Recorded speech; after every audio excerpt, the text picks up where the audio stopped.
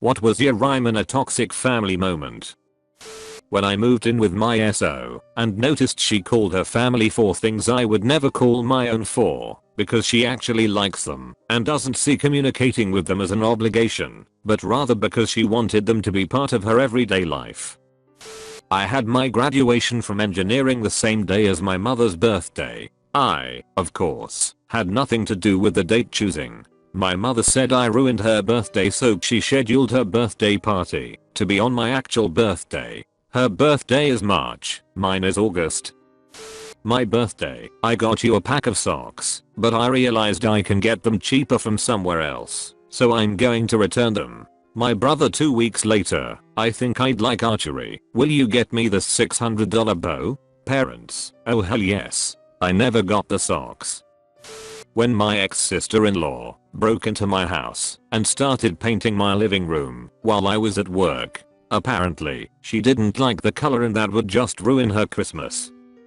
My first memory is of my parents fighting when I was 3. I remember my mom looking at my dad and yelling, "This is why we are getting a divorce." They separated when I was 2, but took some time to figure out custody as well as the actual finalization of their divorce. My mom was always so angry and would scream, throw things, and tell me consistently she didn't want me around. I finally had a breaking point with my mom the day before I turned 17.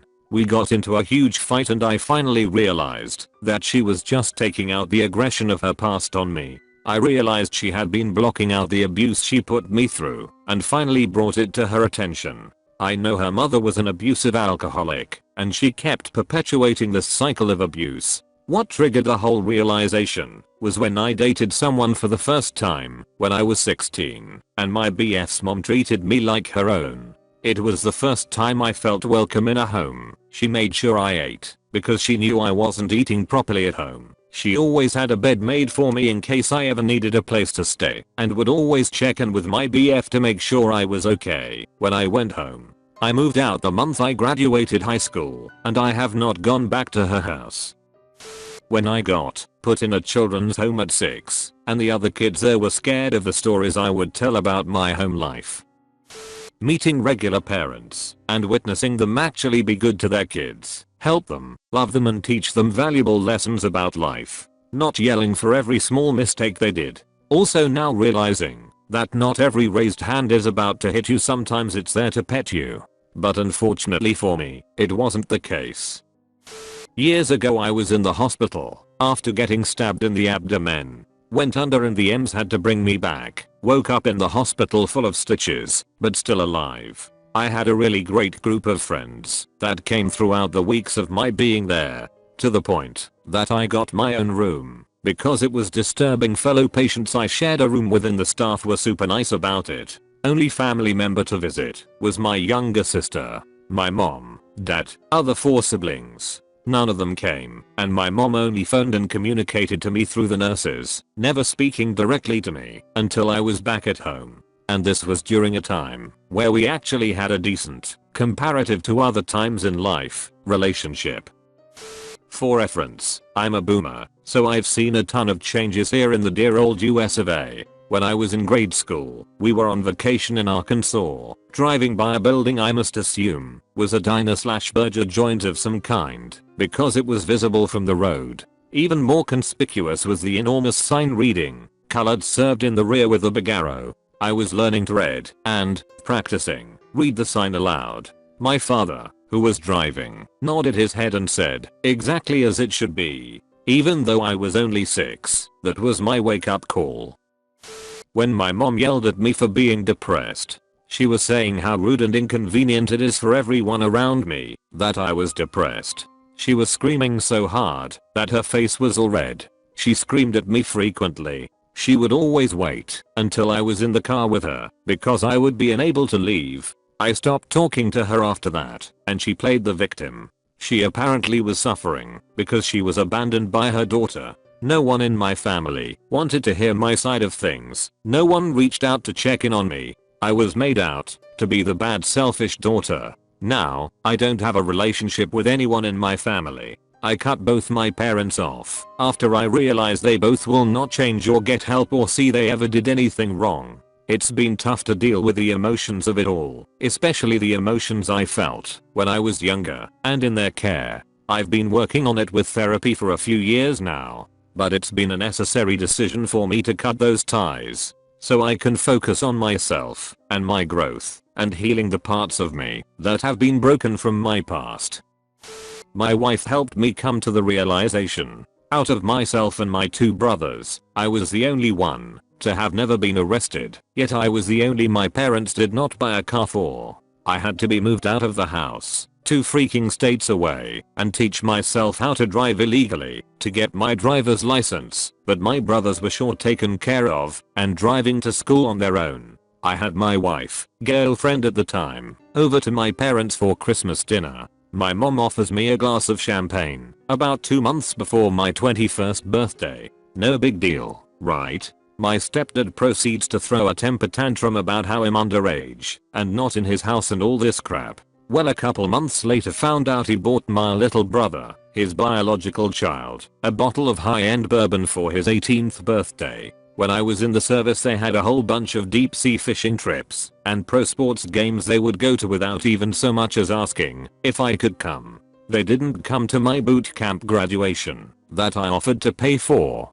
Didn't see me off when I was deployed. Wasn't there when I came back. Great times. Much more crap I can think of right now. When my mom and dad finally separated because they finally admitted that all that fighting wasn't normal, I talked to them in my young teens about how I hate how they fight so much, and my mom said all married couples fight like that and that it was normal. Now I'm 18 and they separated this year and they realized it is not normal or healthy to have discussions that involve screaming, tears, clenched fists and everything short of physically harming each other nearly every day. Neither of them are abusive, they are both good parents, but they were just in a bad relationship and thought that staying together would make me and my sisters happier, when in reality I wish they were separated years ago. They brought out the worst in each other, and my mom came out as lesbian, so part of the reason she was angry all the time was from repressing her sexuality.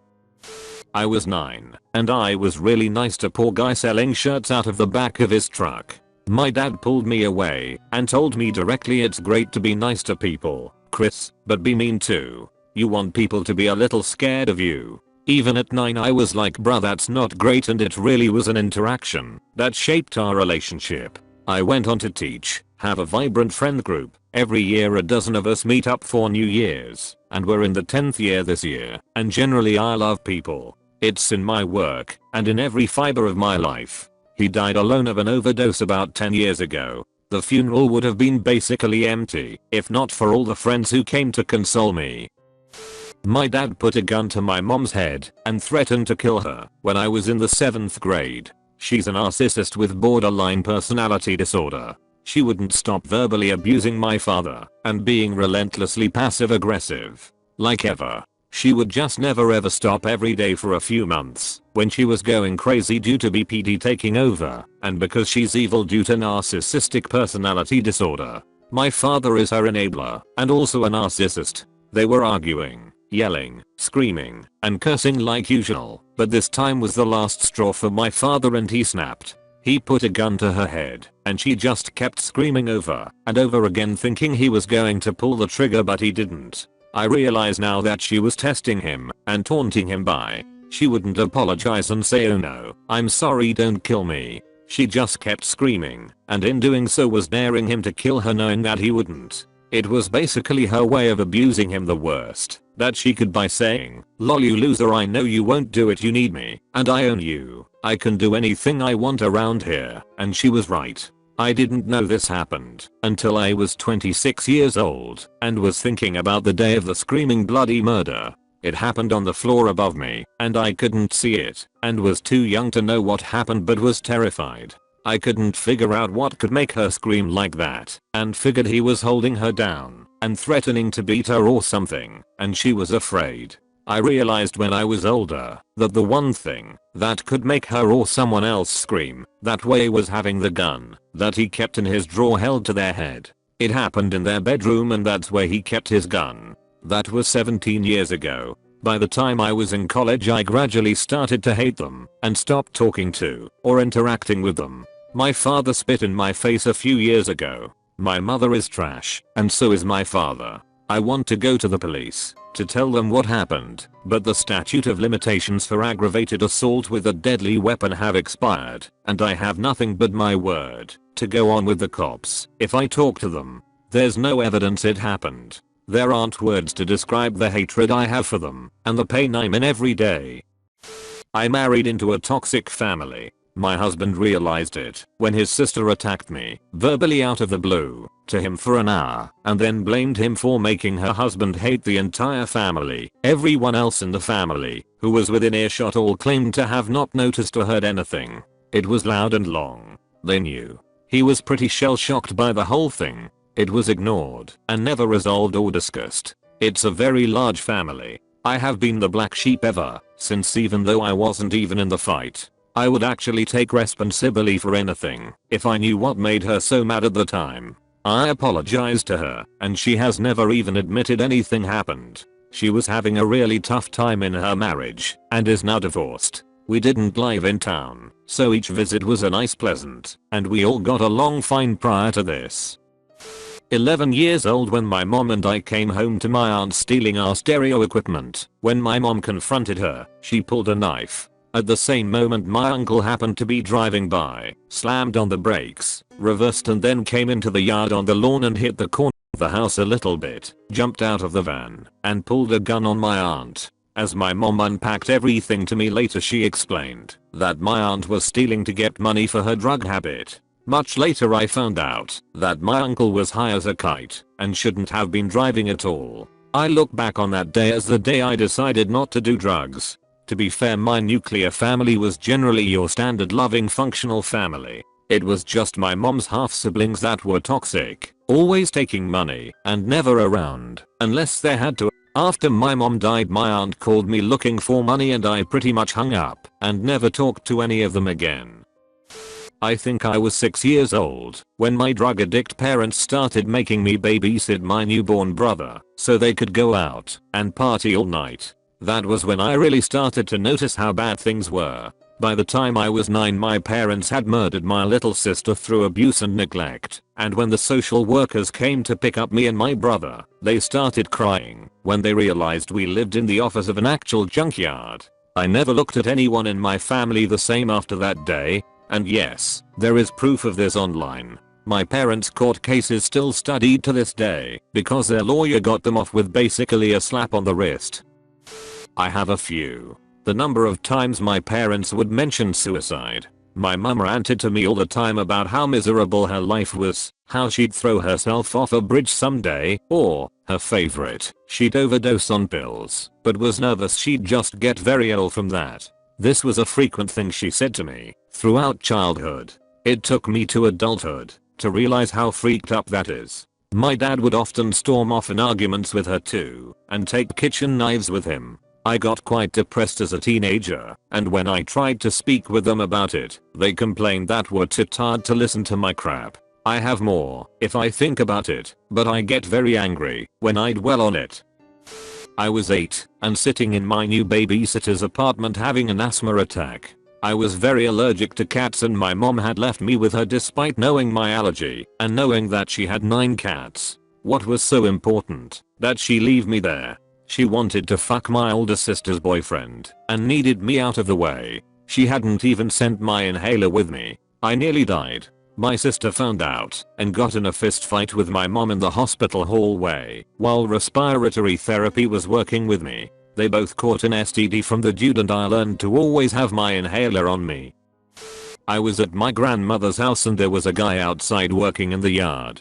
I'd say roughly mid to late 30s, kinda disheveled appearance. And he had talked to my parents about payment for work and what else had to be done and all that jazz. He goes back to working and my mom comments on his appearance and how he may have not went to school. I called her out on it, especially since my parents go to church and keep Christian paraphernalia around the house. She stumbled for an excuse but couldn't find one to justify her behavior. My dad in particular tends to talk shit about anyone who either he feels is beneath him or that he feels is dumb. I have a lot of these and they're all pretty crazy, but I'll go with the first one.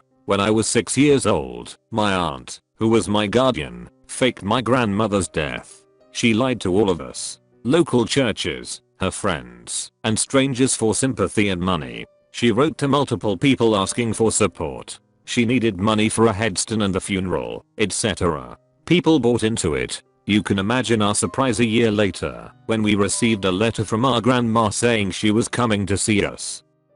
Like and subscribe for more Reddit videos.